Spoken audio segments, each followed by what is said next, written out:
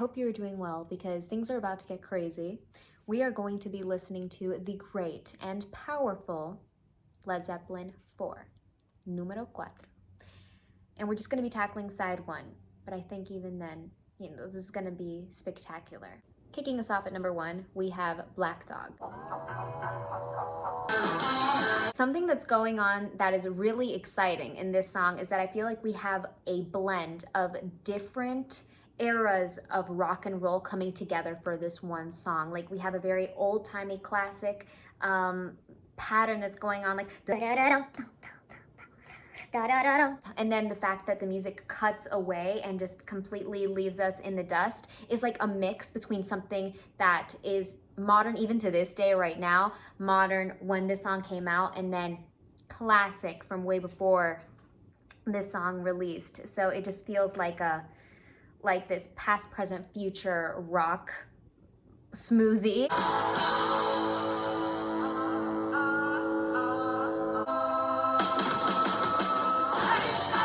That added a little bit of eeriness. So it feels like we're not in total isolation with the vocal on those moments. We're not completely abandoned and have no instrumentation going on, but it feels like there's a pitch being held or sustained. Down in the instrumentation, we have some guitar that's just held out and it accompanies the voice. So it provides this echoey feeling, like it feels like we're in a cave or we're in a bigger room. I love how we had those two guitar lines in harmony right there. That was really cool. Go off.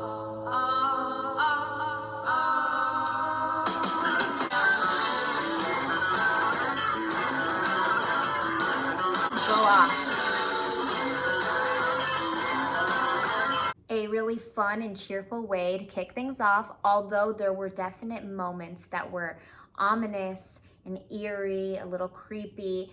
And what was really interesting about those even is that normally I see those moments brought forth through bands providing dissonance, either dissonance in the movement of the instrumental melody, vocal melody, or even chords that, just have a little bit of some clash in there, some notes that just collide pitch-wise. But here it felt like there was openness.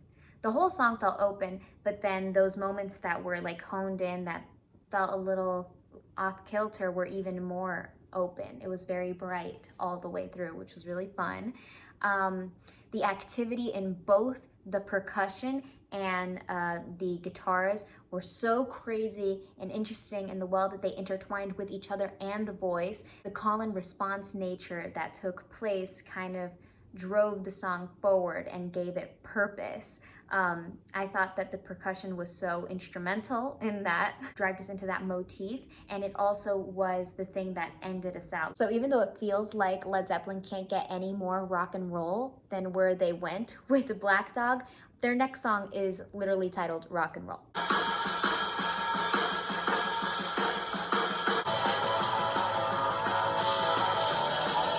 Kicking the song off with that intro that was purely percussion was Pure Perfection. Lots of alliteration.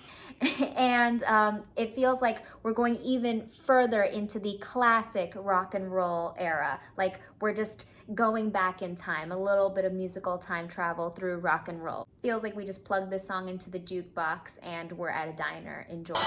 Here the cutout moments are more precious and few and far between, so that cutout was really, really cool. It packed a punch, definitely stood out, and there's this really fast, nice tempo that's keeping us cruising along, or I guess not cruising, we're like speeding.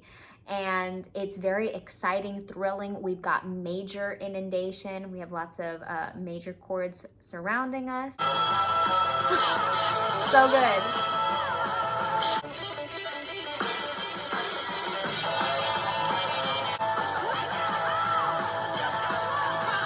I hear those sneaky high keyboard pitches in there.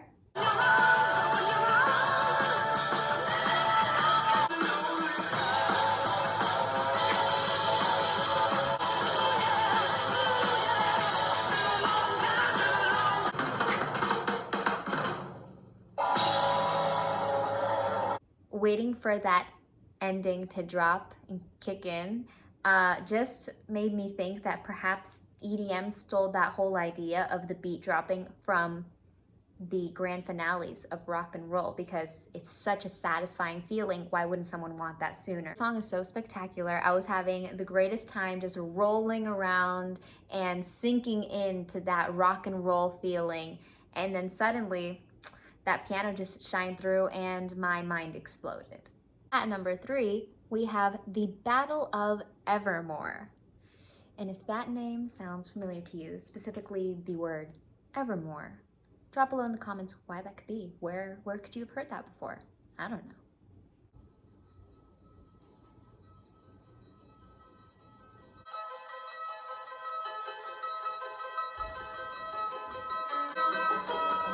That intro felt very like a winding staircase in a way, and there was motion that was a bit dissonant. It wasn't just straightforward down to up. There was some twists and turns in there, and some of the steps were like missteps that had a very unsettling feeling to it. But it's so beautifully played and executed, this beautiful, delicate touch, and lots of control, very impressive for that expansion of the sound, or, you know, that crescendo that was so subtle, but adds to that luring you in kind of feeling. Took her bow, and then she turned to go.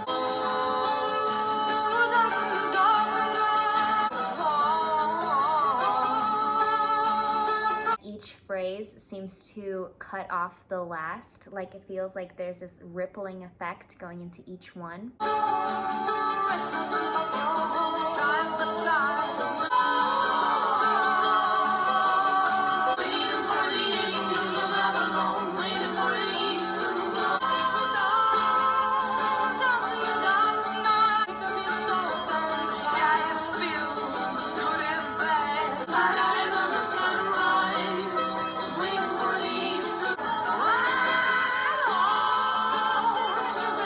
This really bright, ringing nature that's coming through the song, even though there is now an incorporation of some minor, like we had this sinking feeling, or this kind of teeter-tottering back and forth, back to the major and then to the minor, and they're using that to build on this world that this song exists in. It's very folk, like fable-y. I can envision like a knight's round table and like fairy tale and goblins and stuff, which is really, really cool.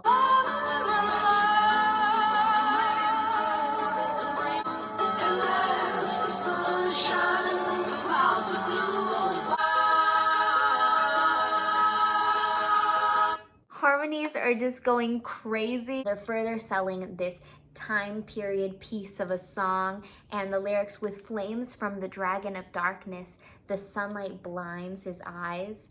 That is so poetically beautiful.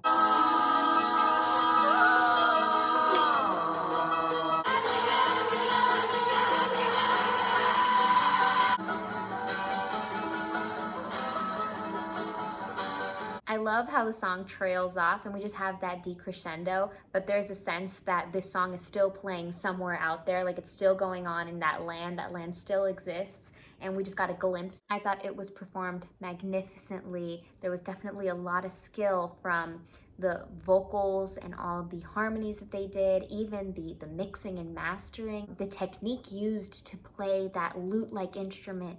So beautiful, the way that it all came together. Even though this song takes that fairy tale like approach, it's still very bright. It's not as like soft and enchanting and luring in this beautiful and subdued way. It's a little bit more bold and out there. Whereas a song like Simon and Garfunkel's Scarborough Fair would take that other approach. Hoy, nuestro número 4 también va a ser el último canción de este lado, y es La Maravilla, Stairway to Heaven. They do such a great job at just breaking down all your defenses. First, they attack you with the beauty of just the movement of this melody, with the strings. It feels like home, and then they kick in the woodwinds and they literally blow you away.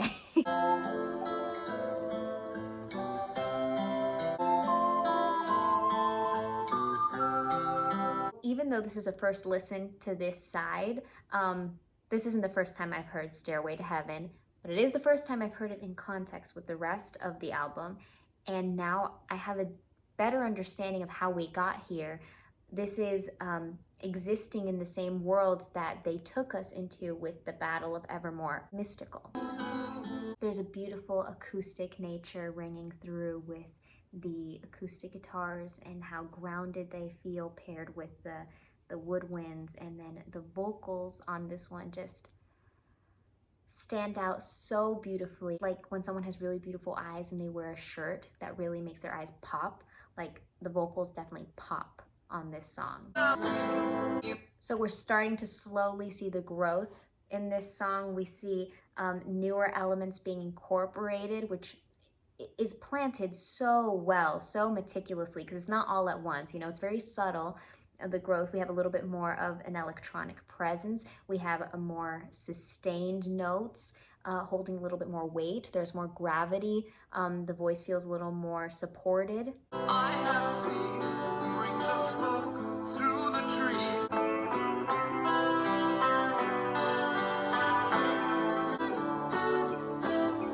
And it's whispered that soon a new day will dawn for those who stand.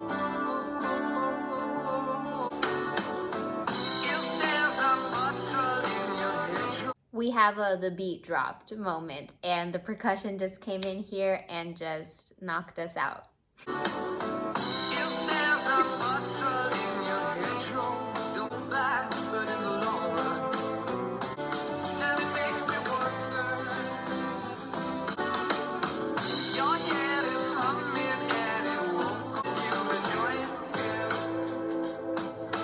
Woodwind family instruments are still present, but they're mixed a little differently. Like there's this more subtle presence that they have, and the way that they're still existing in this song is so beautiful. I love that they're kind of still incorporating them. It goes to show that even though Stairway to Heaven has always been one of the most amazing songs of all time, it's even better. It gets better in context with this album because it almost feels like this portal, like a time warp portal where we're slowly going back to modern era. Like we're pulled out of this into this fairy tale renaissance, I guess, like world. And it started off that way still after the Battle of Evermore into Stairway to Heaven, and then we're slowly coming out the more modern rock end.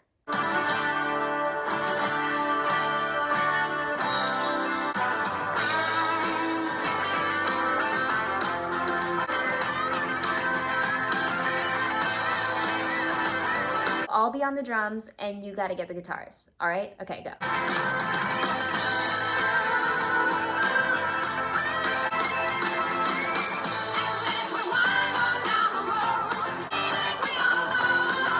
I loved that that instrumental section used as this musical transitional device into this new face of rock. Like now we're going into this kind of more heavier, more metal, screamo type of place.